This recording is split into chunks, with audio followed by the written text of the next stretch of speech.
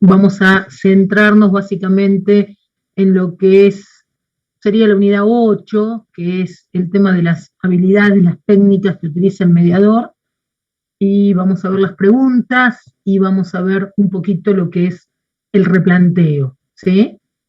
Obviamente yendo con algún tipo de unión para que entiendan, porque si no es todo muy, muy descolgado, si no saben medianamente en qué contexto utiliza el mediador esas herramientas, ¿sí? Eh, Son técnicas, llamamos técnicas o herramientas, son técnicas, pero en realidad cuando dan el resultado esperado y cuando son aplicadas con arte, se convierten en herramientas, ¿sí? Bien, entonces vamos a comenzar. A ver, ¿alguien escribió algo en el chat? No, buenas tardes a todos, bien.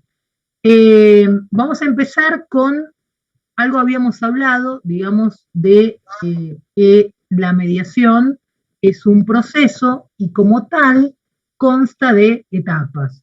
Ustedes van a encontrar, según la bibliografía que tengan, van a encontrar diferentes etapas de la mediación. De hecho, el programa habla de 3 etapas, pero a mí me parece más acertado mencionar las etapas que describe la doctora Hayton en su libro Mediación para resolver conflictos, y ella dice que la mediación consta de 4 etapas.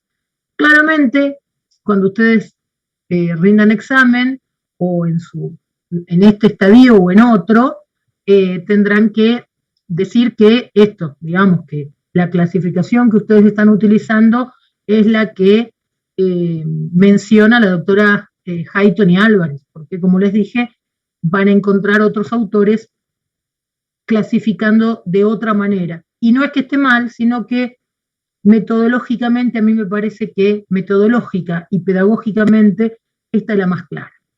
Entonces, algo ya habíamos hablado y habíamos dicho que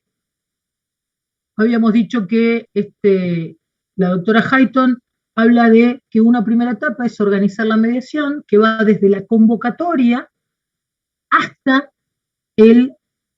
que las personas están sentadas en la mediación, en la audiencia conjunta, e inician el discurso de apertura, ¿sí? Y el discurso de apertura es la presentación que hace el mediador de, digamos, sería como, en un lenguaje vulgar, sería como las reglas del juego. Cuando uno va a jugar un juego, obviamente estar en un espacio de mediación no es jugar un juego, pero cuando uno va a jugar un juego, explica de qué se trata este juego, de qué se trata este procedimiento, y explica también las reglas a las que se va a someter este procedimiento. Entonces, la organización de la mediación va desde la convocatoria hasta el discurso de apertura. Si nos manejamos en el ámbito de la ley 7844, ya con la doctora Tejerizo la semana pasada vieron cómo es el formulario de requerimiento de mediación, vieron lo que tienen que hacer el mediador desde que es designado, desde que es sorteado, hasta que notifica la primera audiencia. Entonces, toda esa etapa sería organizar la mediación. Organizar la mediación cuando le llega a manos al mediador. Todo lo anterior, que es el formulario de requerimiento, eso es antes, digamos, de estas etapas.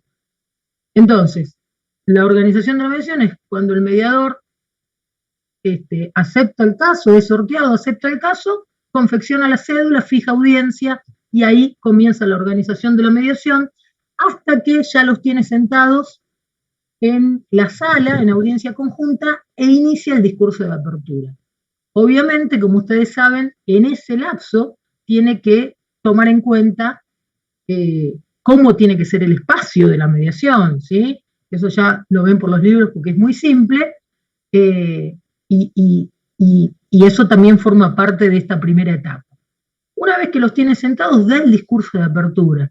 El discurso de apertura, ¿qué tiene que contener?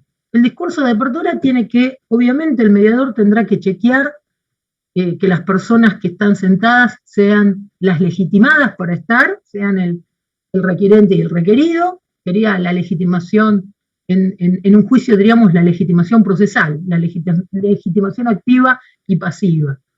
Tiene que chequear los datos, tiene que presentarse él como mediador y explicar para qué están, dar las características del método, decir que es neutral, voluntario, confidencial.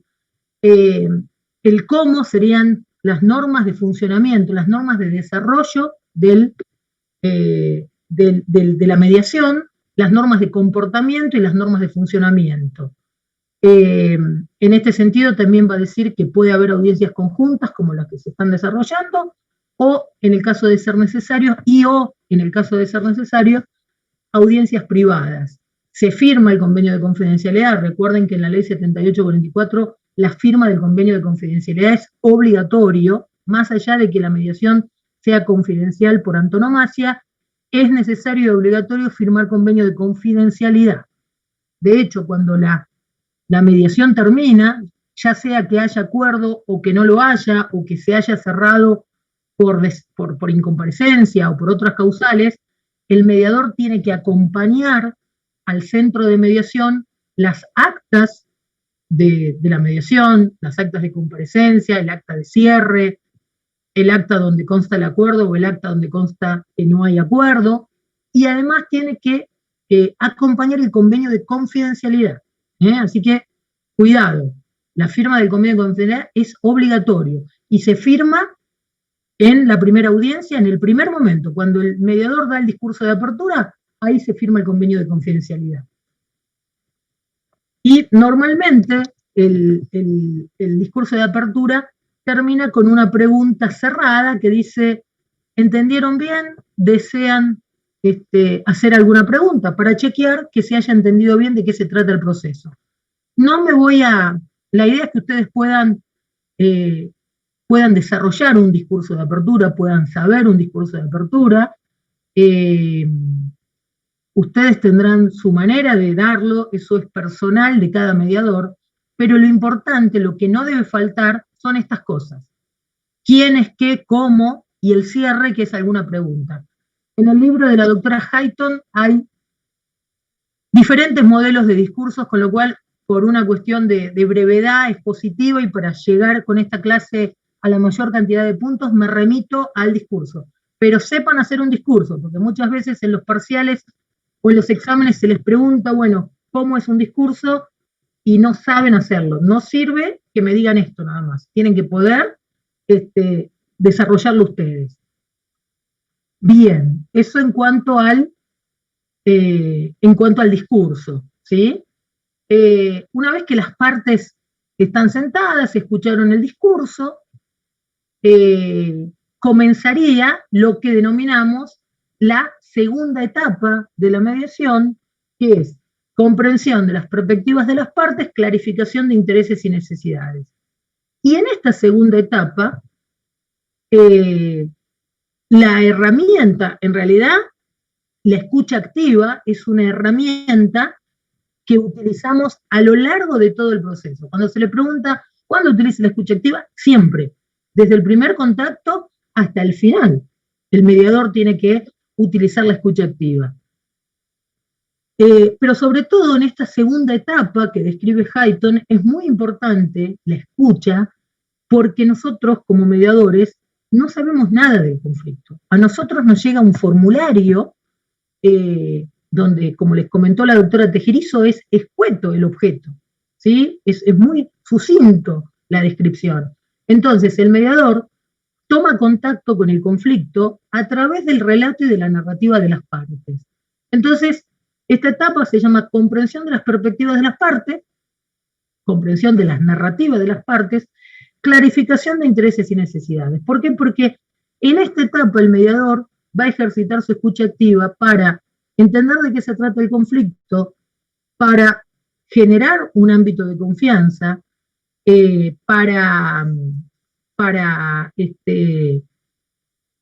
pero básicamente para detectar cuáles son los intereses y las necesidades que tienen las partes, además de la posición que sale rápido. Ya lo vimos, al tema de la posición, cómo florece normalmente en las narrativas de las partes. Normalmente comienza a narrar, comienza a hablar el requirente. ¿Por qué? Porque, bueno, es quien pide la mediación, entonces normalmente le damos la palabra al requirente. El requirente narra, comienza a narrar los hechos, y la herramienta que tiene que utilizar ahí el mediador, como ya dijimos, es la escucha activa. ¿Y qué es la escucha activa? Bueno, esto es nada, es como para que ustedes lo lean. William Ury dice que es muy tentador concentrarse en el tema a resolver, pero por lo general uno se encuentra frente a una barrera de emociones. Tu oponente cree tener la razón y no está dispuesto a escucharte. Hay que desarmar al oponente, no discutas, ponte de su lado. Esto en realidad es toda la lógica que guía el proceso que desarrolla la Escuela de Negociación Colaborativa de Harvard, donde su frase célebre es socios para el acuerdo, ¿no? La idea es escucharlo, tratando, como dijimos, de separar las personas del problema. Esta escucha activa, en realidad, en una mediación, ustedes ya saben que la hace el mediador, ¿sí? Porque es el mediador quien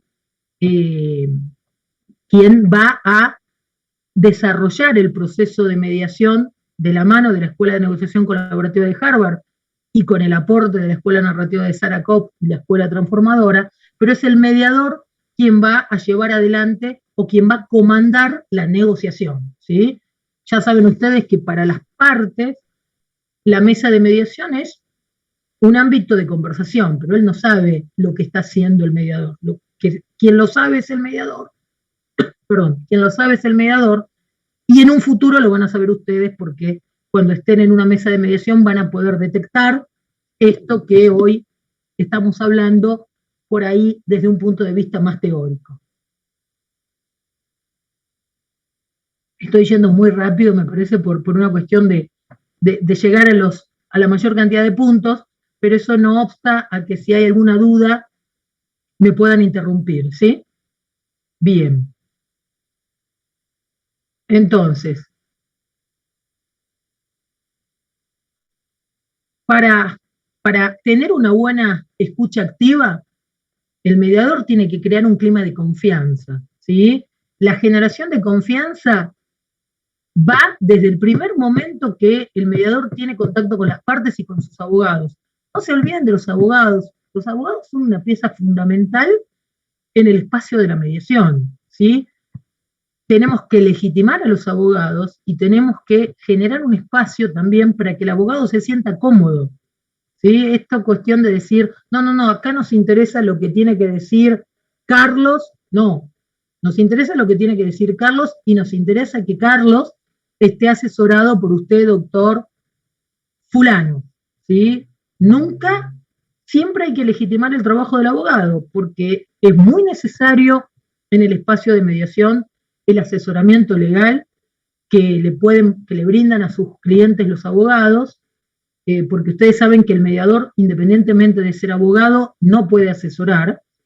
Entonces, el rol del abogado en una mediación es muy importante, y además porque el colega está desarrollando su trabajo, o sea, merece todo nuestro respeto.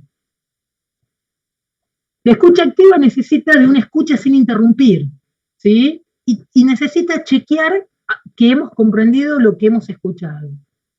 ¿Y cómo escuchamos? Debemos oír más que escuchar. ¿Y qué debemos oír? El contenido, es decir, cuando una persona narra, tenemos que oír el contenido, tenemos que oír y mirar, porque más que escucha somos perceptores activos, porque estamos escuchando, pero también estamos mirando. El efecto que ese relato causa en los demás, causa en el otro.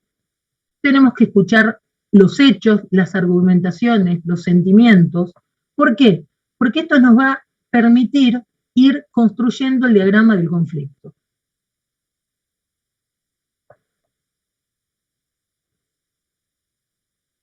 Escuchamos para conocer, para comprender.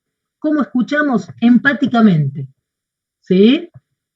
intentando ponernos en el lugar del otro, registrando los hechos, las argumentaciones. Y esto es muy importante.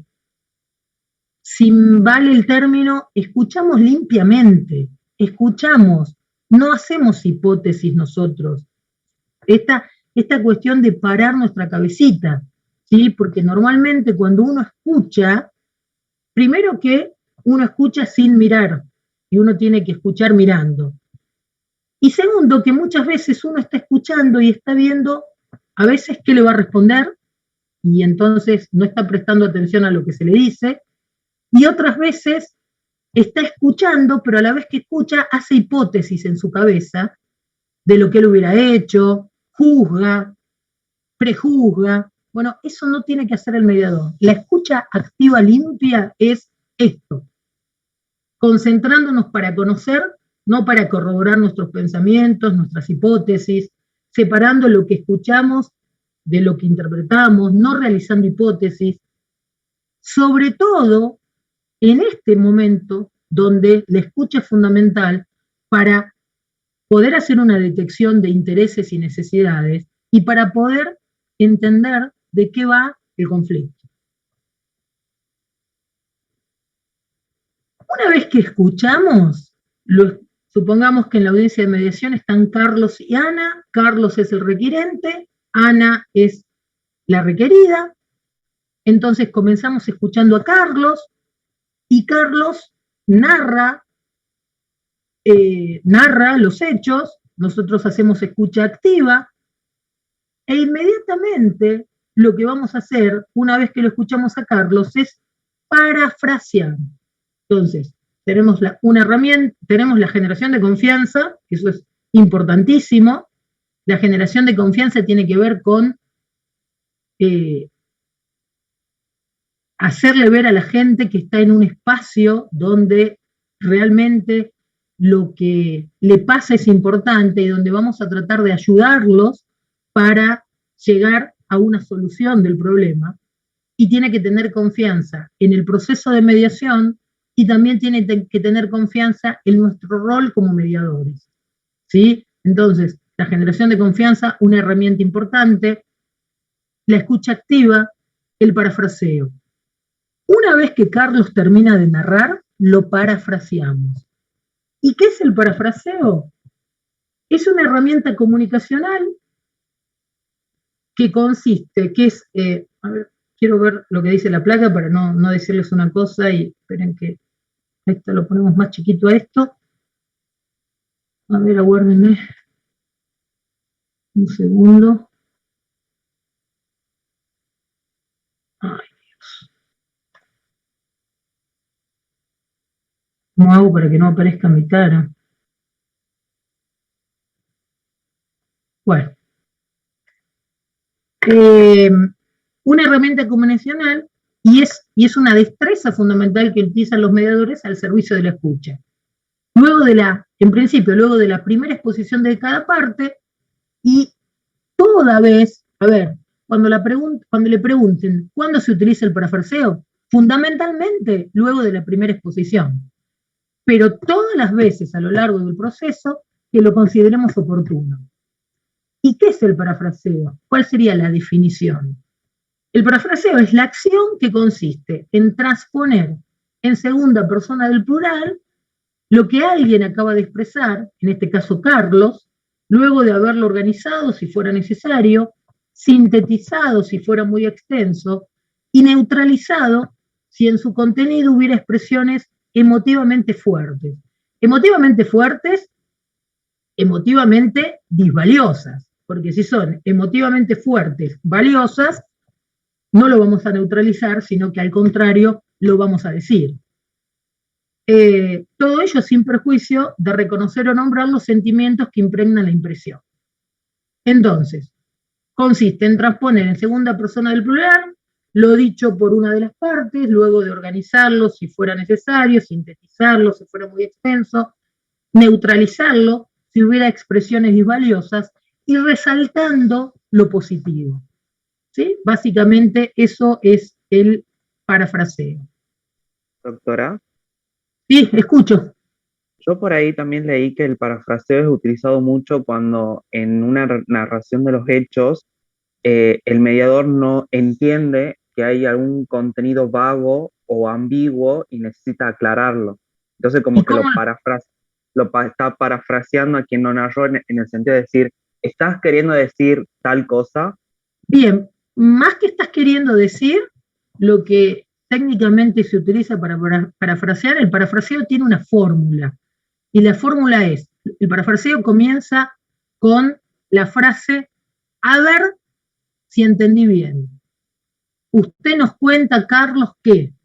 ¿Y por qué hablo en plural? ¿Por qué dice consiste en transponer en segunda persona del plural? Porque lo que digo es, usted nos cuenta a todos. Desde ahí parece simbólico, pero no, la comunicación es incluir a todos los que estamos en el espacio de mediación. Ustedes saben que es un sistema el espacio de mediación. Entonces, si yo digo, usted, Carlos, me quiere decir, como que Carlos está hablando conmigo, y mi idea es incluir a todos. Entonces, a ver si le entendí bien, Carlos, usted nos cuenta qué. Y lo que dice el compañero, ¿cómo es tu nombre? Juan Pablo. Lo que dice Juan Pablo es muy importante porque eh, muchas veces el relato de las partes es ambiguo, es desordenado, es extenso. Fíjense que si alguien habla más de 5 minutos, yo ya me pierdo. O 3 minutos seguidos me pierdo. ¿Por qué? Porque el mediador tiene que estar anotando muchas cosas de lo que se le dicen para después poder hacer el parafraseo. Y más que para hacer el parafraseo, para tener un registro del contenido, de los hechos, de las argumentaciones, de lo que pide, tiene que ir anotando qué posiciones detecta, qué intereses detecta. Entonces me puedo perder. Cuando esto me va a pasar, porque el relato es largo, desordenado, lo que digo es, a ver, Carlos, permítame un minuto, esto es para mí, a ver si le entendí bien. Usted nos cuenta que, y el parafraseo termina con una pregunta cerrada, que ¿es así? ¿Le entendí bien? ¿Bien? Entonces, no es que lo vamos a detener a Carlos que está hablando y que es un lío lo que está diciendo, sino, no le vamos a decir, no, a ver, Carlos, pará. Le vamos a decir, Carlos, permítame un minutito para chequear si le entendí bien. A ver, Carlos, a ver si le entendí bien. Usted nos cuenta qué, y al final dice, ¿es así? ¿Desea agregar algo más? Porque muchas veces en una mediación la gente comienza a hablar y se extiende y vuelve a repetir y repite y vuelve sobre lo mismo. Entonces nosotros de alguna manera tenemos que cortarlo, pero tampoco lo podemos cortar diciéndole, pare, bueno, ya está repitiendo. No, porque ustedes imagínense que el mediador lo que hace es crear un clima de confianza y de respeto. Entonces, si yo corto a alguien, ese alguien ya no habla más. Entonces, el parafraseo es una herramienta que permite poner un coto legitimando. Fíjense que el parafraseo tiene diferentes funciones. Para el hablante es bueno en dos sentidos. Por un lado, legitima el relato, ¿sí? Le muestra al hablante que sus ideas son importantes, que merecen ser escuchadas. Tienen un fin también objetivizador porque le permite oír de boca de otro lo que está diciendo. ¿No les pasa a ustedes que muchas veces ustedes repiten determinadas cuestiones y cuando lo escuchan de boca de otro dicen, pero yo estoy diciendo eso? No, lo escuchan diferente. Entonces, el parafraseo tiene diferentes funciones, tiene un efecto calmante, un efecto clarificador, y se produce en forma diferente para el hablante, legitimando el relato, objetivando su relato. Para los otros participantes que oyen el relato de Carlos, Ana oye el relato de Carlos, ya no dicho por Carlos, sino dicho por un tercero, que no tiene el obstáculo de no querer escuchar a Carlos. Fíjense que muchas veces la comunicación se obtura porque cerramos nuestros canales de escucha, porque no queremos escuchar al otro, porque estamos tan enojados con el otro que cerramos nuestros canales. ¿Les pasa o no les pasa esto? Sí, profe. Entonces, el mediador parafrasea para que Ana escuche el relato de Carlos dicho por el mediador. Luego de sintetizarlo si fuera muy extenso, ordenarlo si pareciera desordenado, neutralizando lo negativo y resaltando lo positivo. Y también tiene una función para el mediador. ¿Por qué? Porque nos permite comprobar si escuchamos bien, si comprendimos lo que se dijo, y en el caso de haber entendido mal, dar la posibilidad de que el otro corrija o nos agregue. Entonces, parafraseo, ¿en qué momento? En todo, a lo largo de todo el proceso, pero sobre todo en la segunda etapa de la mediación, después de la primera exposición de cada parte, tiene funciones, tiene un efecto calmante y clarificador para el hablante, para los otros y para el mediador. Bien. ¿Dudas, preguntas? Recuerden ¿Profe? que... Sí, María Jimena. Yo le quería consultar qué pasa con el tema de la escucha activa, escuchar limpiamente, cuando empieza a hablar, por ejemplo, el requirente. ¿Qué pasa si es que el requerido quiere interrumpir? ¿Cómo reacciona el mediador ante esa situación? En esa situación lo que hace, no es que le va a decir, Ana, callate. Lo que va a hacer es tomar, por eso es muy importante el discurso de apertura, porque lo que va a hacer el mediador en ese momento va a decirle,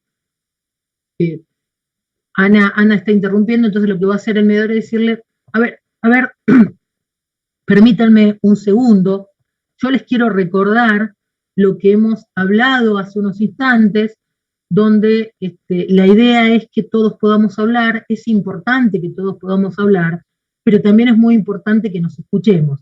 Entonces lo que les voy a pedir, recuerden que yo les di papel y lápiz, como para que ustedes anoten lo que necesiten. Bueno, yo lo que le voy a pedir en este momento, Ana, es que lo escuchemos a Carlos sin interrumpirlo.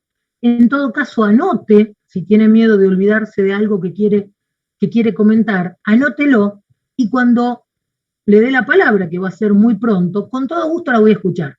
Pero en este momento es muy importante para mí escucharlo a Carlos, porque estoy tratando de entender cuál es su mirada sobre esta situación que traen a la mediación. ¿Correcto? Bien. Profesora, perdón, si queda Julia. tiempo, al final de la clase, sí, soy Julia, ¿usted podría hacer un pequeño y espontáneo discurso de apertura como para que la escuchemos y tengamos una pequeña noción? Sí, no hay ningún problema, independientemente que, como comenté en el libro de Hayton, de la doctora Hayton, hay un montón de modelos de discursos, ¿sí? Pero no hay ningún problema. Recordámelo nada más, ¿sí? Bien, sigamos. Bien. Ay, ¿qué pasó con esto?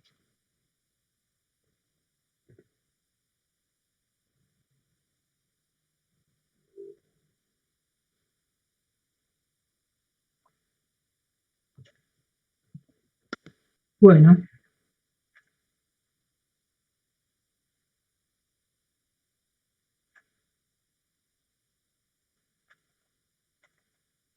¿No quiere pasar?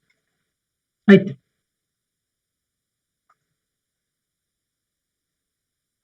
Otra de las herramientas que ustedes tienen es la legitimación. ¿Y qué es la legitimación? La legitimación en mediación no es lo mismo que la legitimación procesal a la que hemos escuchado en procesal civil y comercial y en procesal penal. Acá no estamos hablando de la capacidad de una persona para estar en un proceso, ¿sí? Al comienzo sí, dijimos que el mediador, cuando va a hacer el discurso de apertura, chequea que requirente y requerido estén legitimados procesalmente para estar ahí, para estar en ese acto.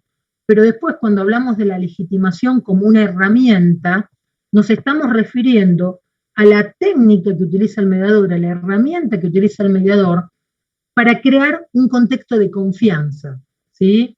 El mediador legitima para alentar y facilitar la comunicación, para alentar y facilitar que las personas participen, para generar un espacio que promueva la participación y que promueva que las partes se queden en la mediación. Recuerden ustedes que el permanecer en el espacio de mediación es voluntario. Ustedes vieron con la doctora Tejerizo la ley 7844 y la ley dice mediación previa y obligatoria a la iniciación de juicios. Lo que es obligatorio es pasar por la instancia de mediación, comparecer a la instancia de mediación, pero no es obligatorio quedarse, no es obligatorio permanecer. Yo comparezco, escucho el discurso de apertura, firmo el convenio y a partir de ahí puedo decir, no, yo ya no quiero continuar en el proceso, me retiro.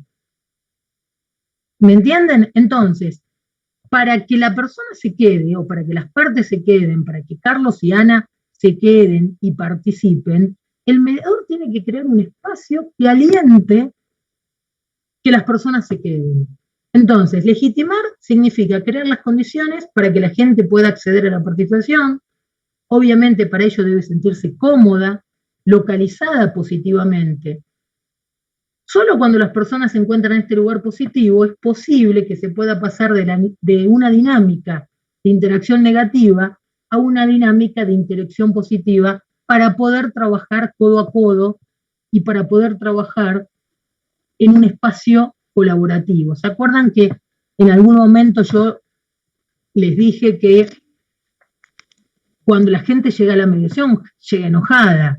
¿No es? Vieron que una de las características de los métodos no adversariales de resolución de conflictos es que dice algo así como que la gente trabaja codo a codo, y en realidad cuando la gente llega a la mediación, llega igual que en un juicio. No es que llegan diciendo qué bueno que estoy acá, vamos a trabajar colaborativamente. No, la gente llega enojada. A medida que transcurren las etapas en el proceso de mediación, a medida que el mediador va desarrollando confianza, va desarrollando la legitimación tanto del proceso de mediación, tanto del proceso de mediación, tanto de su rol de mediador como de las partes, logra que la gente cambie esa interacción negativa y pase a una interacción positiva. Esto es muy parecido a lo que ocurre cuando ustedes están en esta clase. Si cuando ustedes quieren participar, o cuando ustedes quieren hacer una pregunta, o cuando ustedes hacen una intervención, nosotras las docentes les decimos, no, cállense, no me interesa lo que usted va a decir, o cada cosa que dicen la tachamos de mal, o de errónea, evidentemente ustedes van a participar una vez, el más temerario va a participar 2, y después se van a callar. ¿Estamos de acuerdo? ¿Por qué se van a callar? Y porque no les estoy alentando a que participen. Lo mismo pasa en la mediación. Si el mediador es torpe, si el mediador no desarrolla bien su tarea, si el mediador no es un buen profesional, y la gente no va a participar. Y se va a terminar la mediación. ¿Estamos de acuerdo? Bien. El silencio me indica que estamos de acuerdo, o me hace presumir que estamos de acuerdo. Y la legitimación tiene también tiene dos efectos, genera dos efectos. Hay un libro que es de la doctora Gachi Tapia y del doctor Francisco Díez, que está muy bien, la legitimación, bueno, es un estudio más profundo ya para aquellas personas que desean ser mediadoras, pero me parece interesante la secuencia que ellos hacen, cómo grafican el proceso de legitimación. Ellos dicen que la herramienta de la legitimación tiene 3 momentos. El primer momento es la legitimación que hace el mediador de las personas para sí. ¿Qué significa esto? Yo como mediadora tengo que localizar en mí positivamente a Carlos y Ana. ¿Qué significa esto? No juzgándolos, siendo empáticos, connotando positivamente a los dos. ¿Por qué? Porque si no logro esa legitimación de ellos dentro de mí, me va a ser muy difícil generar confianza para trabajar con ellos. Se me va a notar que por ahí estoy más a gusto con uno que con otro, o que la verdad es que no me interesa nada lo que están diciendo. Ese es el primer paso, la legitimación que hace el mediador de las partes para sí. El segundo paso es la legitimación que hace el mediador de cada una de las partes, el empoderamiento, el empowerment. El empowerment es devolver a los individuos el sentido de su propio valor, de su propia capacidad. Dicho en criollo sería, por favor, pongamos en silencio los micrófonos. Dicho de otra manera, el empoderamiento, el empowerment sería devolverle a la persona o tratar de ayudar a la persona para que ésta tenga capacidad para estar en el proceso de mediación. Cuando hablo de capacidad, no hablo de la capacidad jurídica, hablo de la capacidad desde la aptitud para poder estar en un proceso de mediación. Recuerden que el mediador lo que hace en un espacio de mediación es siempre tratar de equilibrar el poder de las partes. Y si hay una persona que está muy empoderada y alguien que está muy bajo en su estima, y difícilmente vamos a poder trabajar bien en el espacio de la mediación. Entonces, el segundo movimiento que hace es tratar de empoderar a cada una de las partes, sobre todo a aquel que está menos empoderado. Y el tercer paso, o la tercera secuencia sería, o el tercer movimiento sería, el reconocimiento de uno hacia el otro. ¿Qué significa esto? ¿Se acuerdan cuando hablábamos de separar las personas del problema y tener en cuenta que son importantes mis percepciones, mi emoción, la manera en que comunico, pero también es importante lo que piensa, lo que siente, lo que percibe el otro? Bueno, el reconocimiento será que para Carlos sea importante lo que siente, lo que piensa, lo que necesita Ana, y para Ana sea importante lo que siente, lo que piensa y lo que necesita Carlos. Ese es el reconocimiento. Si el mediador a lo largo del proceso logra esto, seguramente la mediación va a llegar a buen puerto.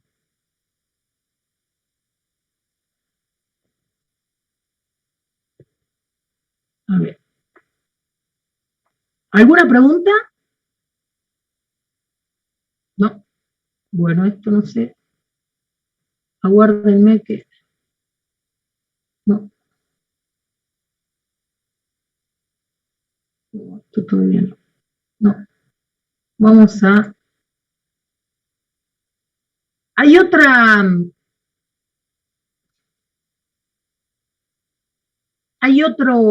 otro ítem en el programa que son las preguntas, ¿sí?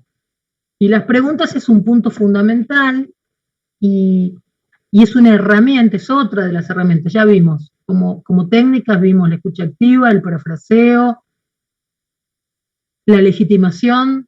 Ahora vamos a ver las preguntas. Las preguntas es una herramienta fundamental que utiliza el mediador porque normalmente el modo en el cual, el modo en virtud del cual comanda el mediador la mediación es a través de las preguntas, es a través del modo interrogativo, ¿sí? Obviamente hay momentos en que el mediador hace afirmaciones, cuando parafrasea, cuando legitima, pero normalmente el modo en el que se conduce el mediador es a través de las preguntas. Antes que me olvide, la técnica de la legitimación, el mediador la utiliza a lo largo de todo el proceso. A lo largo de todo el proceso, el mediador intenta legitimar su rol, legitimar el proceso, legitimar a las partes. Bien, sigamos. Vamos con las preguntas. ¿Alguna duda? No, profe. Bueno. ¿Y por qué preguntamos? Porque es la manera que tiene el mediador para conocer de qué se trata el conflicto. Recuerden que el mediador no conoce el conflicto. Entonces, preguntamos para descubrir de qué se trata el conflicto, no para ratificar lo que pienso yo como mediador o lo que yo pienso de las partes, ni para compararlo con lo que el mediador haría o con lo que pasó, sino para conocer. El mediador pregunta para conocer. Sobre todo en la segunda etapa del proceso, según las etapas descritas por Hayton, que son la comprensión de las perspectivas de las partes, clarificación de intereses y necesidades.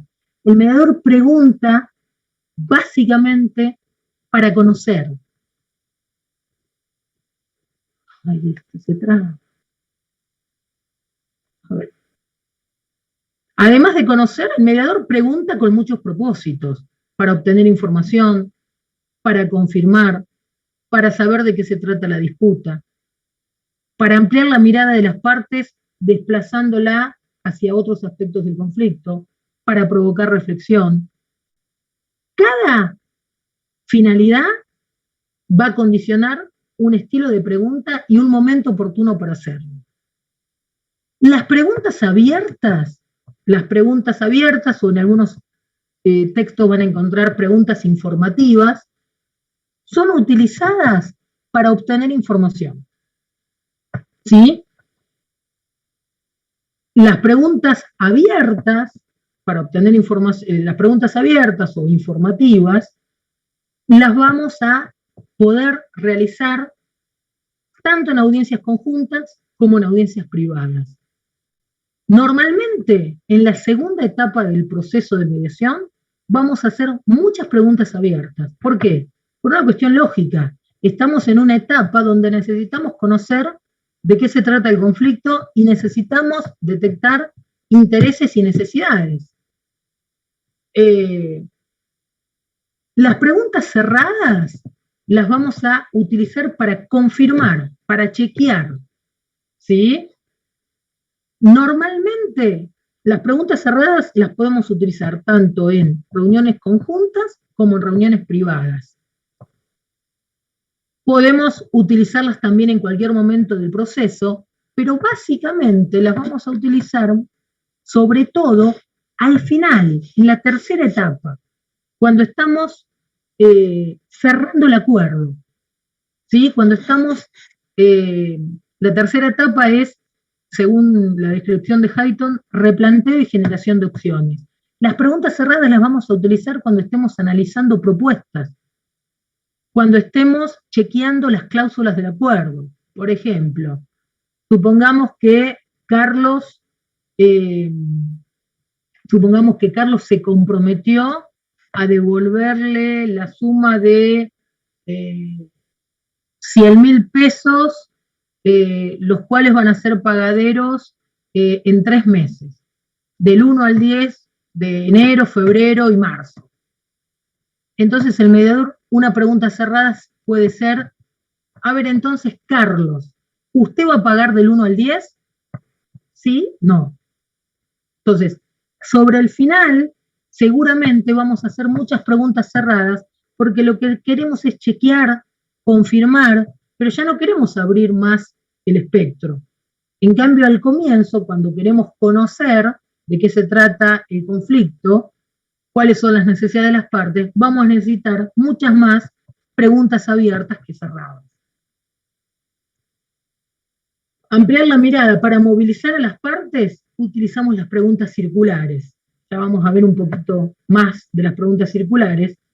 Y las preguntas reflexivas, como su nombre lo indica, para provocar reflexión. Básicamente, las preguntas circulares lo que intenta es movilizar a las partes, correr a las partes hacia afuera, movilizarlas hacia otros tiempos, movilizarlas hacia otras personas. En cambio, las preguntas reflexivas intentan una movilización, pero una movilización interna, ¿sí? Bueno, esto ya lo vimos. Las preguntas abiertas permiten al interlocutor responder de cualquier manera, favorece respuestas muchas más. Después te iba a preguntar en el baño.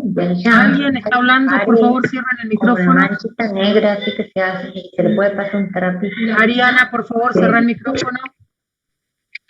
Preguntas abiertas permiten, con menos, lo bueno, si vale la palabra bueno, lo positivo por ahí de las preguntas abiertas es que con menos preguntas obtenemos más información. En cambio, para obtener la misma información con preguntas cerradas, tendremos que hacer el triple de preguntas que con una pregunta abierta. Lo malo, si vale la expresión también, es que favorece relatos muy extensos. Entonces, cuando nosotros hacemos una pregunta muy abierta, generamos relatos muy extensos y nos insume mucho tiempo. Entonces, muchas veces se hacen preguntas abiertas, pero focalizadas al punto que queremos, sobre el cual queremos que nos hable. ¿Sí? Si yo, supongamos que es una pareja que se separó y que están trabajando en una mediación por el régimen comunicacional de sus hijos, supongamos que una pregunta del mediador sea, porque se da la narrativa así, que una pregunta sea del mediador: a ver, Carlos, Ana, cuéntenme cómo se sienten los chicos, cómo se sienten Juan y María. Esa pregunta es abierta y va a generar un relato extensísimo. Ahora, si yo les pregunto, a ver, Carlos, Ana, me interesaría que me cuenten cómo se sienten los chicos, cómo es el desempeño de los chicos en el colegio. Evidentemente ya estoy circunscribiendo la pregunta abierta a un punto específico que me interesa a mí, que es el rendimiento escolar, ¿sí? Y algo fundamental de la pregunta tiene que ver con que la pregunta tiene que ver con la respuesta. Entonces yo tengo que escuchar activamente, porque mi pregunta va a estar determinada por la respuesta que me hayan dado antes, ¿sí? Bien, esto ya lo dijimos.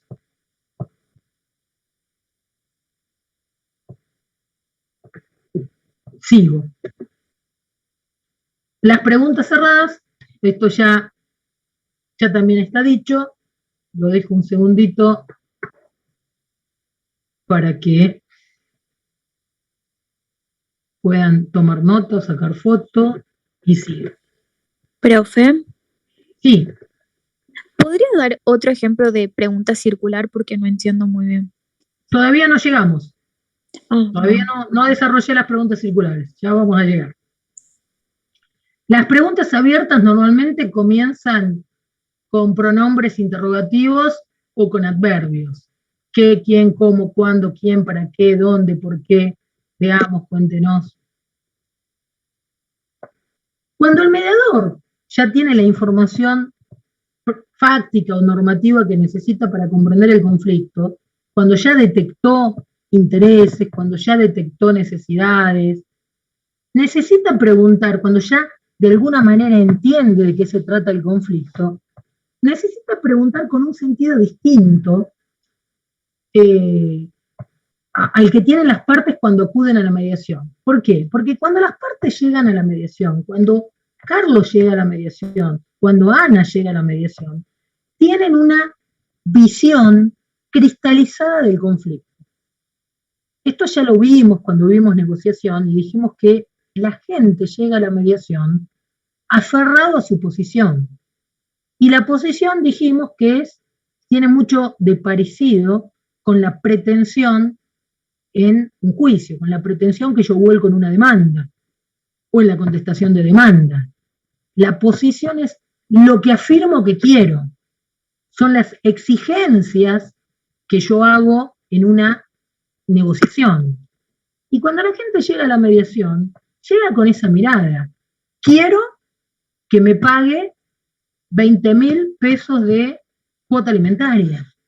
Y el otro dice, no te voy a pagar 20.000 pesos de cuota alimentaria. Y esa es la mirada.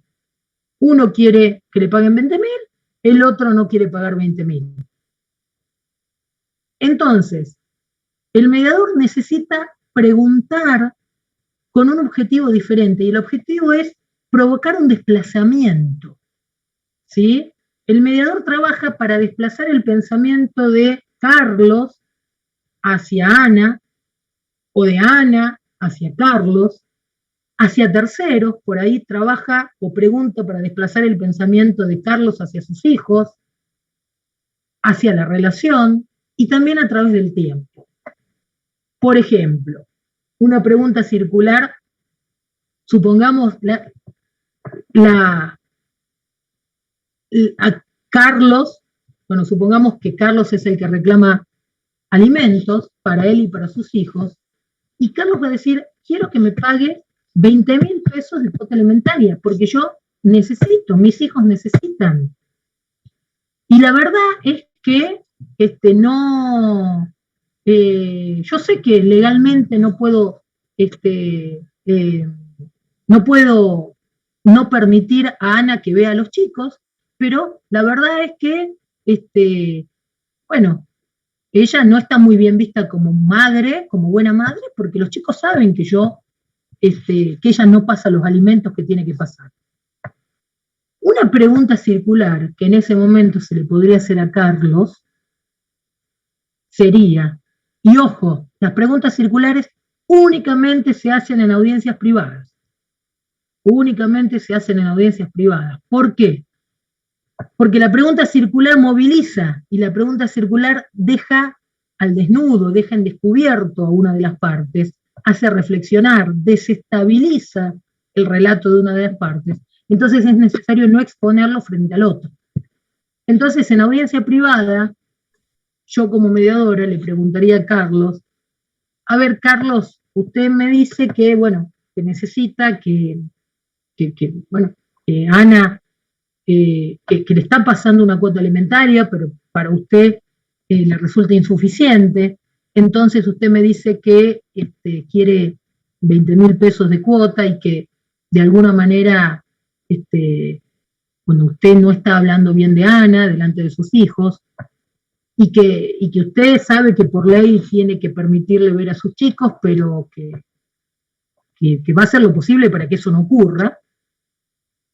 Podría hacerle miles de preguntas, ¿no? Podría utilizar el rol del abogado del diablo, el rol de la gente de la DEA, pero acá la pregunta circular que voy a hacer es, a ver, Carlos, ¿qué cree usted? ¿Qué cree usted, Carlos, que sienten sus hijos cuando no pueden ver a su mamá? Fíjense, ¿qué cree usted, Carlos, que sienten sus hijos cuando no pueden ver a su mamá? Y bueno, no sé, qué sé yo, No, a ver, Carlos, pensemos. No me diga lo que usted siente. Tratemos de trasladarnos a lo que sienten sus hijos. ¿Qué cree usted que sienten sus hijos? La pregunta va dirigida a lo que ellos sienten. Entonces, lo que yo intento es que Carlos se ponga en el lugar de sus hijos. Porque lo que normalmente va a hacer Carlos es contestarme de él. Bueno, no sé, qué sé yo. No. Por eso, la doctora Tejerizo el otro día en la clase decía que muchas veces las preguntas circulares necesitan de una repetición de la pregunta, porque lo que hace la gente normalmente es contestar rápidamente, sin pensar, y decir, bueno, no sé, qué sé yo. No, a ver, estamos en esta audiencia, es necesario que pensemos. Y es importante que usted me conteste esta pregunta tratándose de poner en el lugar de sus hijos. Entonces, claramente,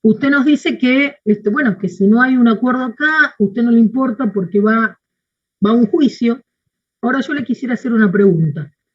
Con la salvedad, entre paréntesis, Nicolás, que cuando vamos a una reunión privada, cuando el mediador inicia la reunión privada, le manifiesta a la parte que, de esta manera, señor Bustamante, estamos en este espacio, estamos hablando usted, su abogado y yo de manera privada, todo lo que acá se diga es confidencial, lo único que yo voy a revelar es lo que usted me permite transmitir, y es muy posible que en este espacio le haga preguntas que por ahí usted sienta que perdí mi neutralidad, que como que usted se siente incómodo, pero no se preocupe porque esto es necesario, esto yo lo hago no solo en esta mediación, sino en todas las mediaciones o en casi todas las mediaciones en las que me toca participar, lo hago para que podamos reflexionar o para que usted pueda reflexionar sobre algunos aspectos que me parecen importantes. Y ahí le hago la pregunta. A ver, señor Bustamante, ¿cómo imagina usted el desarrollo de su empresa dentro de 1 año y medio si usted no llega a un acuerdo hoy con la empresa del señor Galimberti? Lo estoy trasladando a él y a su empresa a 1 año y medio. ¿Por qué? Porque él está muy atrincherado en que no va a acordar o en que no quiere continuar. Entonces yo lo que hago es tratar de movilizarlo hacia el futuro. La pregunta circular desplaza hacia el futuro, hacia el pasado, desplaza hacia terceros, desplaza hacia la otra parte. Entonces lo que yo hago es movilizarlo hacia el futuro y decirle, a ver, imaginemos, ¿cómo cree usted que va a ser el desenvolvimiento de su empresa dentro de 1 año y medio si no llega a un acuerdo hoy con esta empresa? Entonces puede ser que me diga, bueno, no sé, a ver, pensemos. Entonces, puede ser que yo logre que él diga o que sienta, bueno, la verdad es que si yo no llego a un acuerdo con esta empresa y no me dan más insumos, ya no voy a poder vender cosas de esta empresa y entonces hay una gran parte de mi giro comercial tiene que ver con la venta de estos insumos, y ahí reflexiona. Ojo, la pregunta circular no necesariamente va a provocar el efecto que el mediador quiere. Uno hace preguntas circulares, pero a veces no logra ninguna movilización. Muchas veces porque están mal formuladas, y muchas veces porque, bueno, porque la parte, no es que yo lo estoy induciendo u obligando, yo le pongo una piedrita en el zapato. Ahora, si él y su abogado entienden que está todo, que está todo bien, listo. ¿Está contestada? Bien. La persona que quería el ejemplo también está contestado. Profesora. Sí, profe, gracias. Bien, Micaela. Bien, perfecto, listo. Yo, profesora, quiero preguntarle con respecto a cuando estoy en lo privado, Sí. la palabra, digamos, del abogado también es una participación entre el mediador, el requirente o requerido y el abogado, o sea, entre los tres podemos contestar esa pregunta circular.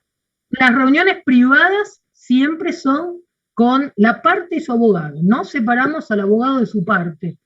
La pregunta circular se la hacemos normalmente a la parte, y la contesta la parte, porque lo que queremos es una movilización hacia la parte, de la parte. Lo que le hacemos al abogado normalmente son preguntas de agente de la realidad. ¿Sí? Claro, pero, por ejemplo, en ese momento que usted está preguntando a la parte, y el abogado le puede decir, mira, préstale atención porque la mediadora realmente, o sea, la empresa no está... Bueno, si el abogado quiere responder, responde, pero normalmente lo que vamos a querer es que responda la parte. Habrá preguntas, esa pregunta es muy posible que el abogado intervenga, porque tiene que ver con cuestiones que por ahí también atañen al abogado. Pero, por ejemplo, una pregunta de agente de la realidad normalmente se la vamos a hacer al abogado, no a la parte, porque tiene que ver con el derecho, tiene que ver con cuestiones más objetivas. Pero bueno, nada impide que conteste el abogado. Como mediadores vamos a querer normalmente que conteste la parte. Ahora, si contesta el abogado, no le vamos a decir, no, doctor, no queremos escucharlo a usted, queremos escucharlo a la parte. No, vamos a escuchar al abogado y también vamos a escuchar a la parte. Esto es importante. ¿Se parafrasea a los abogados? Normalmente no parafraseamos abogados. Porque el abogado de por sí habla con un lenguaje técnico. O sea, no tenemos que objetivar el lenguaje del abogado porque el abogado utiliza un lenguaje técnico. Si el abogado insiste mucho en algún argumento, repite mucho en argumento, por ahí no sería parafrasearlo, sino sería decir, doctor Cabrera, entonces usted nos está diciendo es así, como para que el abogado se dé cuenta que ya lo escuché, pero no parafraseamos a los abogados porque no buscamos las funciones que tiene el parafraseo, no aplican con los abogados. Bien. Preguntas circulares ya está. Y nos quedaría... Doctora. Sí, escucho. Sí. Yo, Mariela. Hola, Mariela. La última pregunta respecto de las preguntas circulares. Siempre en las preguntas circulares el motivo es la movilización interna, lograr la movilización interna de la otra persona en sus emociones, en sus sentimientos, siempre tiene que ver con la movilización interna. No, interna no, es que él se pueda poner en el lugar de otros o se pueda correr a otros tiempos, al futuro o al pasado. Pero no es interna, porque si fuera interna sería pregunta reflexiva. La pregunta circular implica una movilización que puedas sentir, pensar, ponerse en el lugar del otro. Por eso la pregunta es, a ver, ¿cómo crees, Carlos, que se sienten tus hijos cuando no pueden ver a su mamá? Es que Carlos se ponga en el lugar de sus hijos. Bien. Sí. Bueno, y ahora hay una pregunta que es muy importante, que es una herramienta. A mí me gusta la pregunta de replanteo, el replanteo me gusta presentarlo como una pregunta, es una pregunta el replanteo, que la utilizamos, el replanteo da lugar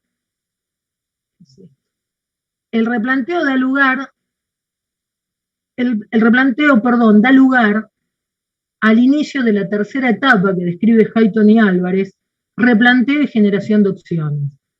El replanteo es un reencuadre del conflicto. Un reencuadre del conflicto no desde los intereses opuestos, sino desde los intereses comunes y diferentes que el mediador haya detectado. El replanteo es una pregunta que formula el mediador a las partes. Y el replanteo siempre acontece en una audiencia conjunta. Y el momento para hacerla es una vez que el mediador detectó cuáles son los intereses comunes y diferentes de cada una de las partes. Comunes y diferentes, o tan solo comunes, o tan solo diferentes. Recuerden que para poder reencuadrar el conflicto y hacer la pregunta de replanteo, necesariamente tenemos que haber detectado intereses comunes o diferentes, o alguno de ellos, pero no podemos replantear en base a intereses opuestos. ¿Sí? Entonces, la pregunta de replanteo da lugar a la tercera etapa, que es replanteo y generación de opciones, y vamos a ver rápidamente lo que es. El replanteo es una técnica cuyo objetivo es reencuadrar el conflicto. Cuando las partes llegan a la mediación, ya dijimos que llegan con una visión cristalizada de lo que es el conflicto, llegan pensando que la única salida para resolver el conflicto es que satisfagan su posición, que satisfagan su interés opuesto. En el ejemplo que ya vimos remanidamente de la naranja, cuando la gente llega a la mediación, llega pensando que la única salida es lograr la naranja, toda la naranja. Y la otra parte piensa lo mismo. Llegan a la mediación con un pastel de tamaño fijo.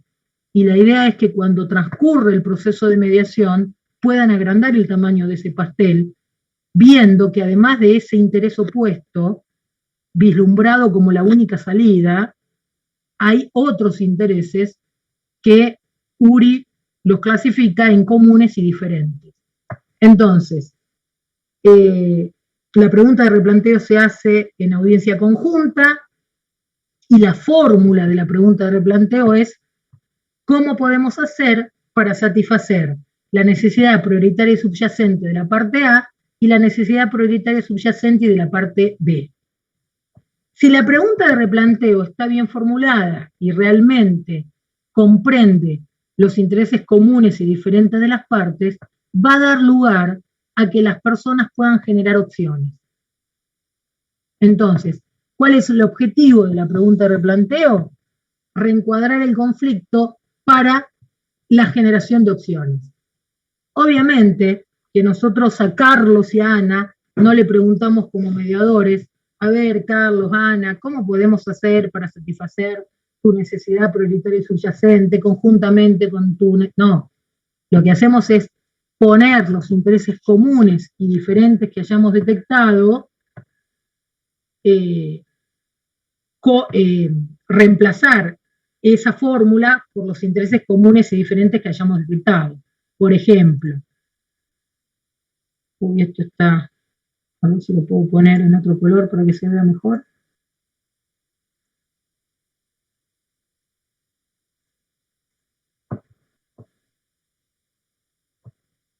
Por ejemplo, eso sería un ejemplo. ¿Cómo podemos hacer para que usted, Marta, tenga, esta es otra Marta, ¿no? Siempre pongo a Marta, yo utilizo el nombre Marta, parece. ¿Cómo podemos hacer para que usted, Marta, tenga una mayor capacidad de ahorro y pueda enviar a su hijo a completar sus estudios de medicina en Estados Unidos y la empresa retenga su personal con mayor experiencia como usted, evitando conflictos gremiales? Acá es una pregunta de replanteo que tiene intereses diferentes, ¿sí? La segunda también. Supongamos que también hayamos detectado un interés común, que es que a ambos, tanto a Marta como a la empresa, le interese conservar la confidencialidad de lo que pasa. Entonces, la pregunta de replanteo sería, a ver, Marta, a ver, Carlos, supongamos que Carlos es el gerente de la empresa, ¿cómo podemos hacer para que se mantenga la confidencialidad de esto que está aconteciendo, conjuntamente con su interés, Marta, de tener mayor capacidad de ahorro? ¿Qué les quiero decir? Si detectamos solo intereses comunes, ponemos intereses comunes. Si detectamos solo diferentes, ponemos diferentes. Si detectamos las dos, aleluya, porque la pregunta de replanteo va a ser mucho más poderosa. Normalmente ponemos primero los intereses comunes y después los diferentes. Pero esto ya es hilar muy fino, ¿sí? Es al solo efecto de que ustedes entiendan cuál es el trabajo del mediador. Esta es la fórmula de replanteo y esto es lo que ustedes van a tener que decir seguramente en un examen si se les pregunta sobre el replanteo, ¿sí? Bien.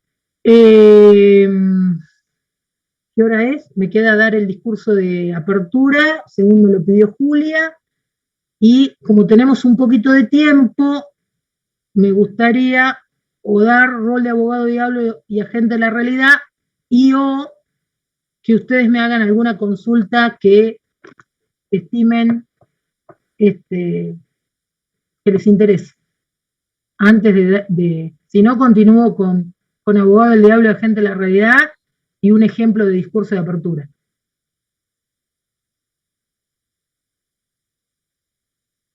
¿Nada? Bueno, rápidamente.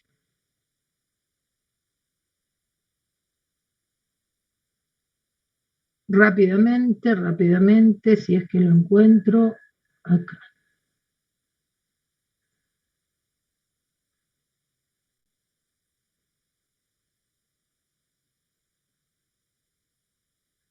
Bueno, el tema de para qué vamos a reuniones privadas está en todos los libros. Vamos a reuniones privadas en cualquier momento del proceso, ¿eh? En cualquier momento del proceso podemos ir a reuniones privadas. Recuerden que todo lo que se charla en reuniones privadas es confidencial y solo se puede transmitir lo que nos permitan transmitir.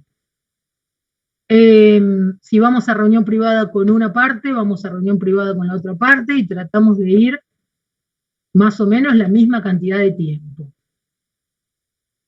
El rol del abogado y el diablo y agente de la realidad, ¿para qué lo utilizamos? Para introducir un cierto cuestionamiento ante determinadas certezas que manifiestan tener las partes y que las alejan de las posibilidades de obtener un acuerdo.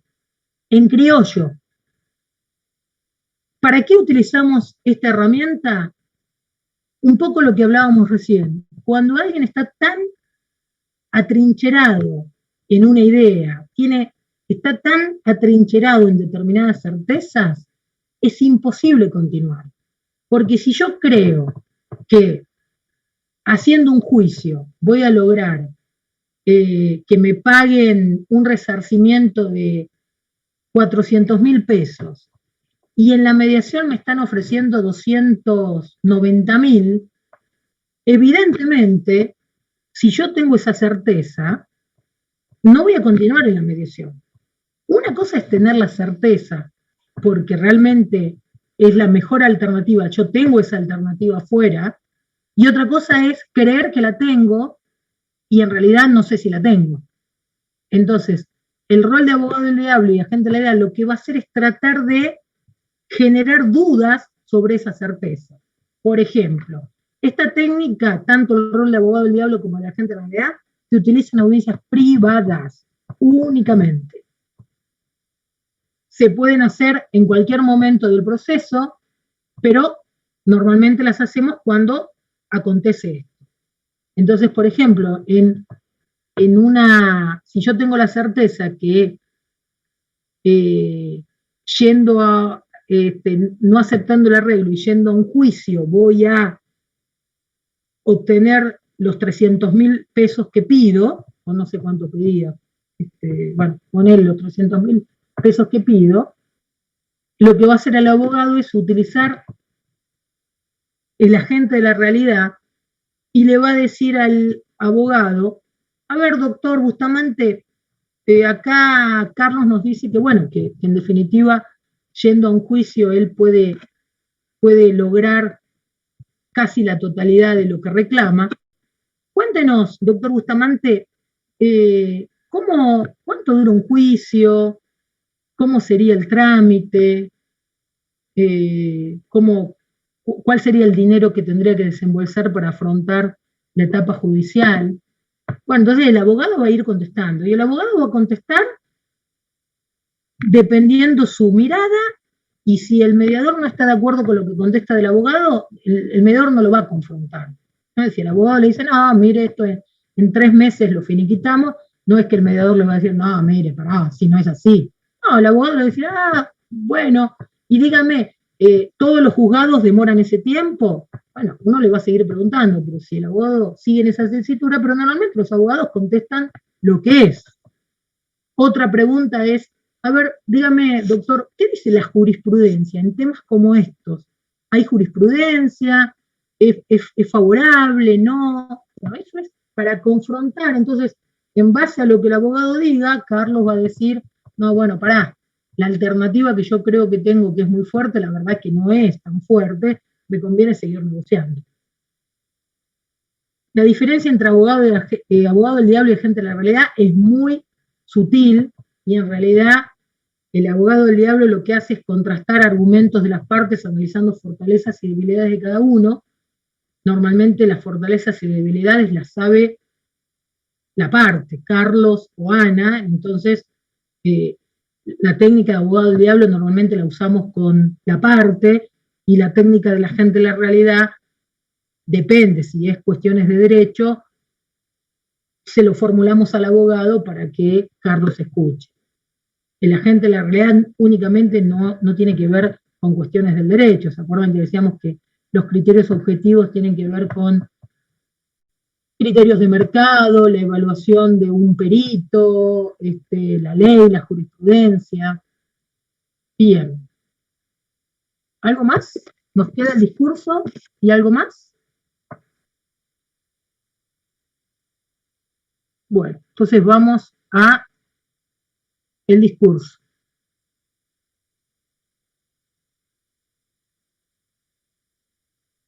Doctora, yo solamente una sola preguntita, ya que estamos terminando el cursado. Sí. No sé si como posgrado será que ya lo hacen, aunque seguramente en los cursos de mediación que se hace como uno de los requisitos que se pide para ser mediador, tiene mucho de psicología esta parte de la mediación, ¿no?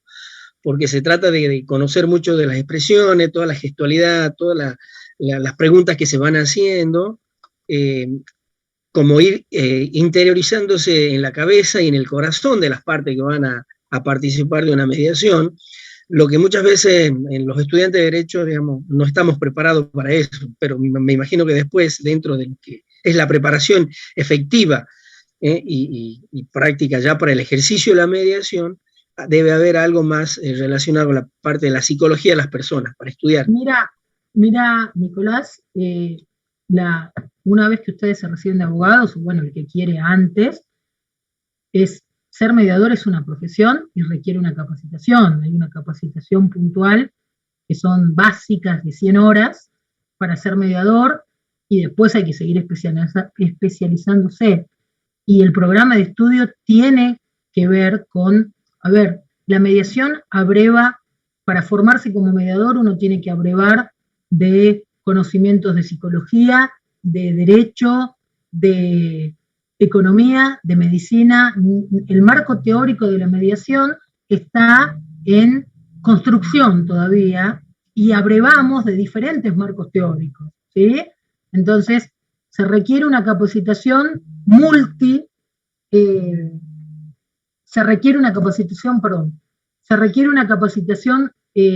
multidisciplinaria. ¿Me van a guardar un segundito?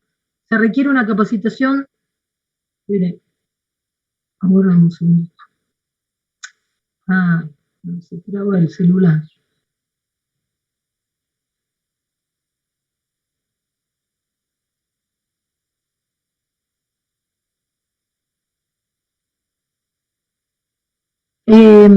Ahora sí, perdón. Requiere una capacitación multidisciplinaria, ¿sí? Entonces tomamos de todas esas disciplinas, pero ojo, el mediador no es un psicólogo, el mediador no hace terapia en la mediación, el mediador puede llevar alivio, pero yo comedio con una mediadora psicóloga y ella no hace clínica en mediación, ella trabaja como mediadora, nada más que su profesión de base es la psicología y mi profesión de base es la abogacía, y ambas somos mediadoras y estamos formadas como mediadoras. Bien. Bueno, voy a dar el discurso de apertura. Ya les dije yo que el discurso de apertura es muy personal, tiene que tratar de contener todo lo que acabamos de decir, pero cada uno encuentra su manera, su modo. Yo la primera vez que tuve, las primeras mediaciones en las que me tocó participar, hace más de 25 años, me había escrito el discurso de apertura, lo había ensayado frente al espejo, me había llevado anotado lo que tenía que decir y me olvidé la mitad de las cosas. Digo, no es para que repitan mi experiencia, pero bueno, suele pasar y no explota una bomba si nos olvidamos alguna cuestión del discurso de apertura. Lo que va a pasar es que en la medida que menos digamos nuestro discurso de apertura, menos vamos a poder recurrir a él cuando tengamos necesidad. Por ejemplo, una de las preguntas que ustedes hicieron, ¿qué pasa si se interrumpen, si no se escuchan? Si yo no les dije que la idea era que nos escucháramos, que es importante escuchar a ambos, pero que si uno habla y el otro habla también, la comunicación se obtura. Está bien, no lo dije. En ese momento, cuando necesite hacer mano o hacer uso del discurso, lo que voy a decir, a ver, Carlos, Ana, discúlpenme, fue un error mío, olvidé decirles algo sumamente importante, que la mediación significa que nos escuchemos, que cada uno pueda hablar, y la verdad es que lo que olvidé decirles es que la idea es que cuando uno habla, el otro escucha, porque si hablamos a la vez, no nos escuchamos. Entonces le voy a pedir a Ana que anote lo que tenga que decir y cuando sea su turno, con todo gusto lo voy a escuchar. ¿Qué les quiero decir? Me olvidé, pero la idea, cuanto menos nos olvidemos, mejor es. Y eso lo da la práctica. Bueno, entonces, supongamos que en la mediación están Carlos y Ana, supongamos que el abogado de Carlos es la doctora Villalba, y supongamos que el abogado de Ana es el doctor Bustamante.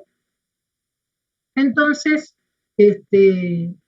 hola, buenos días, ¿cómo les va? Mi nombre es Viviana Inés Grossman, soy la mediadora designada para trabajar con ustedes en esta instancia. Voy a chequear a ver si están bien sus nombres, si está bien, si se corresponde con lo que yo tengo. A ver, Carlos Villar, DNI tanto, el nombre de su letrada, doctora Villalba, matrícula profesional tanto, ¿es así? Sí, bien. Ana Gómez, DNI tanto, requerida, con el patrocinio del doctor Bustamante, matrícula profesional tanto. Esto muchas veces lo hace la secretaria. O sea, antes de entrar a la mediación, si tenemos secretaria, lo hace la secretaria, chequea quiénes son cada uno. De todas maneras, el mediador tiene que saber quiénes son para poder tratarlos después y dirigirse a ellos. Bueno, ante todo, Carlos, Ana, doctora Villalba, doctor Bustamante, ante todo, muchísimas gracias por estar acá, muchísimas gracias por haber aceptado, digamos, que sea la mediadora en este proceso. Esto lo digo independientemente que, está bien, ellos no me recusaron, entonces de alguna manera aceptaron lo que dice el sorteo. Yo voy poniendo paréntesis en el relato. Muchísimas gracias por estar acá. Bueno, les digo, yo soy la mediadora sorteada en este caso. Si bien mi profesión de base es la abogacía, en este ámbito no voy a actuar como abogada, sino voy a actuar como mediadora y voy a llevar adelante, voy a conducir este proceso de mediación. ¿Alguno de ustedes estuvo alguna vez en un proceso de mediación, aparte de los letrados? Bueno, supongamos que me dicen que no, bueno, entonces voy a tomarme unos minutitos para explicar de qué se trata este proceso.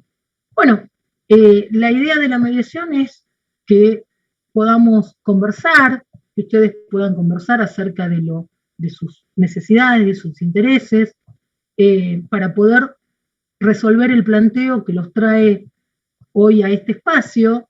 Les quiero comentar que mi rol como mediadora es facilitar la comunicación entre ustedes, que ustedes puedan dialogar, para que cada uno pueda ver cuáles son sus necesidades, cuáles son sus intereses, y ver la forma o la mejor forma de llegar a una solución que sea acorde y que sea beneficiosa para ambos. Yo soy neutral, no tengo especial interés en alguno de ustedes, sino tengo especial interés en ambos, tengo especial interés en que ustedes puedan transitar este proceso y poder resolver el planteo que hoy los trae acá. Les quiero decir que este proceso, y que voy a trabajar con los dos, ¿sí?, en pos de lograr este objetivo. Les quiero decir que este proceso es voluntario, si bien sus abogados le habrán comentado que era necesario venir acá, es voluntario, ustedes pueden retirarse cuando lo consideren oportuno, pero yo les voy a pedir, por favor, que me den la oportunidad de mostrarles que este proceso es realmente valioso, es un método eficaz, es un método probado, da muy buenos resultados. Entonces les voy a pedir que invirtamos un poco de su tiempo y del mío para poder trabajar. La idea es que el pasado no lo podemos modificar, pero podemos trabajar mirando para adelante, podemos trabajar en mejorar la relación. La idea de la mediación es que miremos hacia adelante. les quiero decir que este procedimiento es confidencial. ¿Qué significa eso? Que todo lo que charlemos acá no va a poder ser utilizado en otro espacio, ¿sí? Todo lo que charlemos acá es confidencial.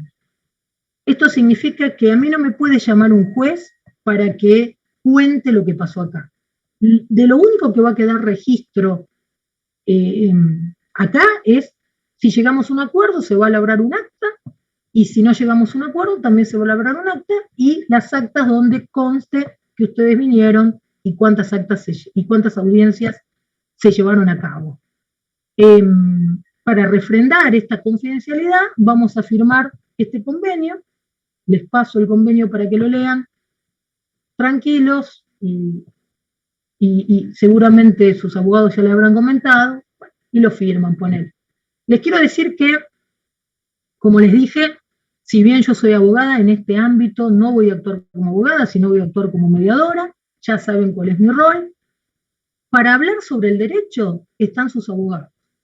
Y la participación de la doctora Villalba y la participación del doctor Bustamante, más allá de que sea un requisito exigido por la ley, es de suma importancia, porque son ellos quienes los van a asesorar a ustedes sobre el derecho, quienes van a hablar sobre el tema legal, quienes van a colaborar en la redacción del acuerdo. Así que les agradezco, doctora Villalba y doctor Bustamante, el hecho de que estén aquí hoy acompañando a sus clientes y participando de esta instancia de mediación. Bueno, les quiero decir que podemos tener audiencias conjuntas como estas, o puede ser necesario que yo charle de manera privada con ustedes. Si eso ocurre, se los voy a decir, voy a charlar con Carlos y voy a charlar con Ana, o con Ana y con Carlos. Lo que se diga en esas audiencias va a ser confidencial, y siempre voy a ir acompañada de las audiencias con sus abogados.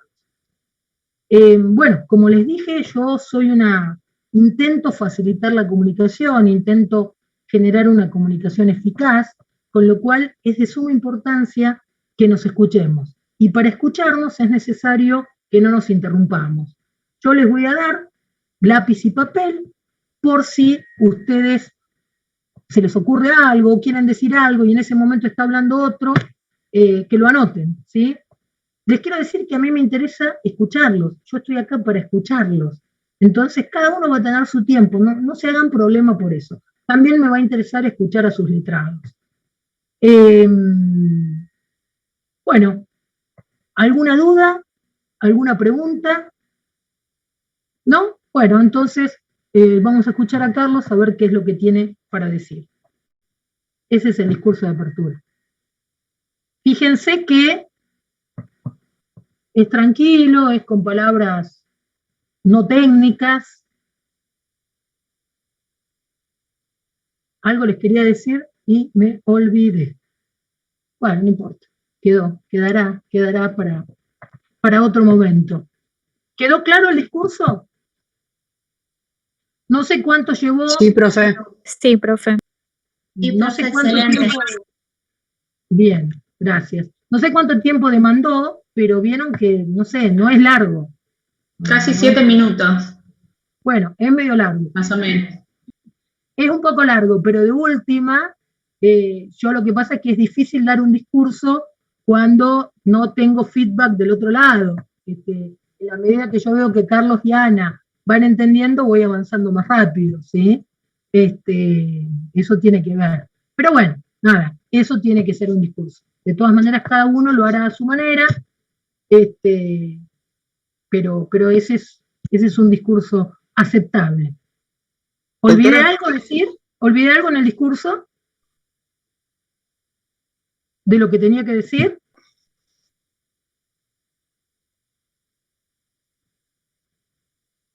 Yo creo que ¿No? sí, pero no estoy seguro.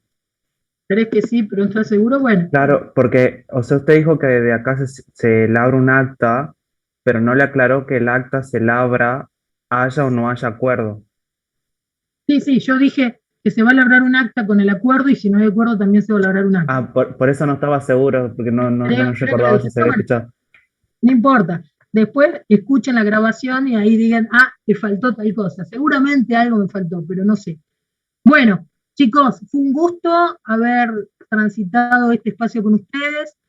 Espero que esta materia les haya servido, que de alguna manera haya despertado en ustedes las ganas de conocer lo que es la mediación y su aplicación, y que les sirva el día de mañana cuando sean abogados, independientemente si alguno de ustedes quiere profundizar y quiere ser mediador, bienvenido, y si no, que cuando sean abogados puedan saber acabadamente y puedan asesorar a sus clientes sobre este proceso y tratar de aprovecharlo y no pasar rápidamente por el espacio de mediación como un trámite que hay que hacer, y traten de sacarle toda la potencialidad que el proceso tiene, y también entiendan cuál es el trabajo del mediador.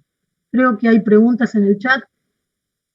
Profe, ¿es necesario decir que si bien es confidencial el contenido de las audiencias, sí se debe comunicar en caso de violencia al menor? Mirá, yo no lo digo porque en realidad es como decir, no quiero escuchar insultos, esto es un lugar de buena fe, es como adelantarse a algo que por ahí nunca acontece.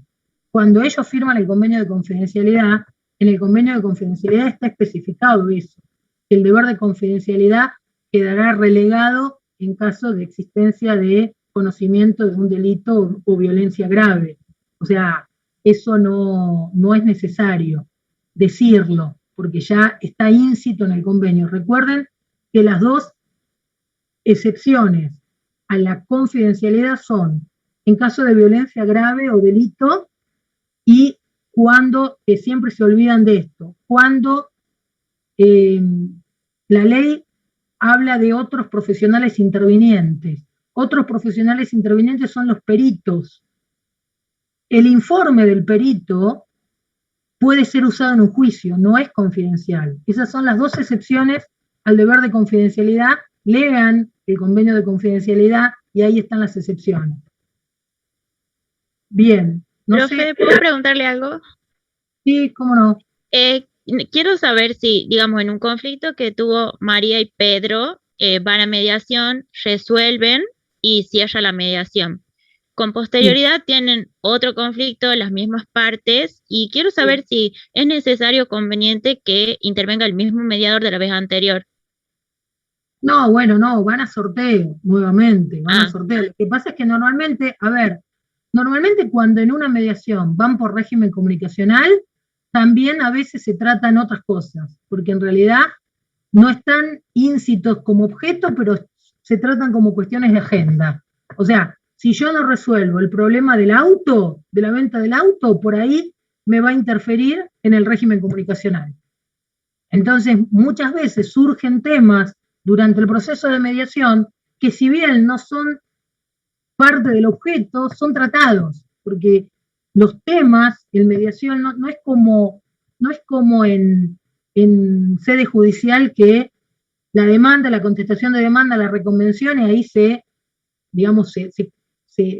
fija el tema decidendum. En mediación pueden surgir otros temas y será cuestión del mediador tratarlos o no, pero muchas veces no tratar esos temas obtura llegar a acuerdos en el tema principal. Claramente que si a mí me vienen con 28 temas, por ahí no los trato. En realidad vienen por régimen comunicacional, pero siempre es más elástico. Pero si no se trató en mediación y surge otro problema, hay que pedir una nueva mediación. Profe, ¿es necesario decir que si bien es confidencial el contenido de las audiencias? Eso ya lo dijimos. Profe, ¿no faltó leer el formulario? No, a ver, no es necesario leer el formulario. Yo antes lo leía y demoraba, en vez de 7 minutos, 15. Entonces, no, yo lo paso, y el que quiere tomarse el tiempo para leerlo, lo lee, y el que no, no. Pero normalmente el abogado ya les comentó, y normalmente lo que pasa en una mediación es que antes de firmar el convenio, yo miro al abogado, y si el abogado me dice firmá, firmo. Y el abogado ya lo sabe de memoria. Profe, ¿qué no es que el perito solo se solicitara si ambas partes están de acuerdo, ya que sirve? Claro, ojo. Cuando yo hablé de otros profesionales intervinientes, hay todo un proceso. Supongamos que se necesita un perito. Bueno, Carlos se tiene que poner de acuerdo con Ana, en qué perito van a designar, el mediador tiene que llamar a una audiencia para escuchar al perito, para que acepte el caso, para que diga cuáles van a ser sus honorarios, y después otra audiencia donde presente el informe. Ese informe puede ser usado en un juicio posterior, pero se tienen que poner de acuerdo en qué perito van a designar. Disculpe, estoy sin cámara y micrófono. Bueno, no hay problema. ¿No hay ninguna pregunta más?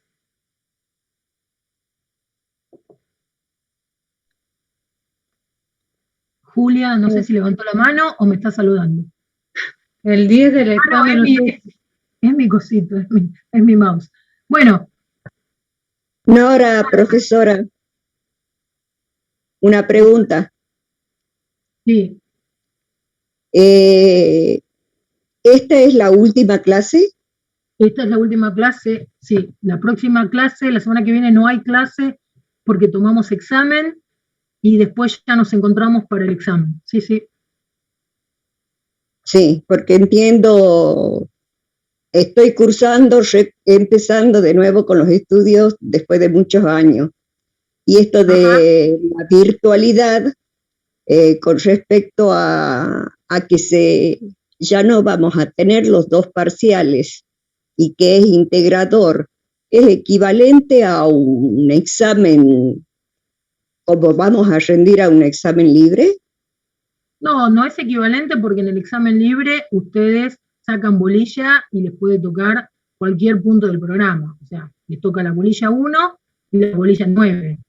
Acá no es que ustedes sacan bolilleros, sino que van a hacer temas que nosotros, obviamente integra las 9 bolillas, desde ese punto de vista sí, es como un examen libre porque es toda la materia, pero no sacan bolillero, y es otro por ahí, no sé si el nivel de exigencia, pero sí se considera las personas que han estado en clase, que han participado, o sea, es cursar, ¿sí? Pero por esta virtualidad y por esta forma que tenemos, bueno, es integral. Doctora, sí, va a ser un combinado entonces, ¿va a ser un combinado de teórico-práctico? ¿Eso tengo entendido? Todavía no sabemos, pero normalmente tomamos teoría y tomamos práctica, pero tampoco tomamos cuestiones de memoria, o yo por lo menos no exijo cuestiones de memoria. Si ustedes saben explicarme los conceptos y para qué sirven, es suficiente para la cátedra. Por ahí alguna práctica se toma, como lo que comentó la doctora Tejerizo, cómo se redacta, cuáles son los formularios, cómo se redacta el acuerdo. Yo les puedo preguntar algo que hayamos visto hoy desde la práctica, pero no más que eso. O eso, no sé si no más, eso. Alguien me dice si pude leer el campus, que hizo una pregunta sobre si de acuerdo o no leí el campus. Cualquier cosa ya lo voy a leer y voy a contestar. Si quiere formularme la pregunta ahora, la contesto ahora. Sí, escucho. Profe, disculpe, quisiera hacer una pregunta referida a la unidad de comunicación. La doctora Tejerizo dijo que no iba a poder dar este año esa unidad y que la busquemos en la clase que ella había dado el año pasado. Sin embargo, yo no encontré ninguna clase en el campus virtual que haya dado el año pasado la doctora. Entonces yo le quería preguntar si es que ustedes la tenían para subirla o si directamente estudiamos del libro. Yo pensé que la clase estaba, bueno, déjenme que chequee a ver si la podemos subir. Está en YouTube. ¿Está en YouTube? A ver, contestá, por favor, Marcia. Está en el canal de YouTube que se hizo el año pasado, aparece como MARC y ahí están las clases de la doctora Tejerizo. Bien, perfecto, Marcia, muchas gracias. No sabía cómo se llamaba el canal. Buenísimo, Marcia. Bueno, chicos, nada, entonces me despido. Insisto, muchas gracias por haberme acompañado en esta materia y espero que en el futuro los pueda ver como colegas en una mediación y pueda estar orgullosa de lo que han aprendido y ustedes puedan recordarme con cariño, más allá del examen, que pudieron aprender algo más. Les mando un cariño, un abrazo y nos estamos viendo el 30 de julio. Chao, doctora. Doctora, Gracias. gracias. Gracias por todo. Gracias, doctora. Chao, suerte, hasta luego.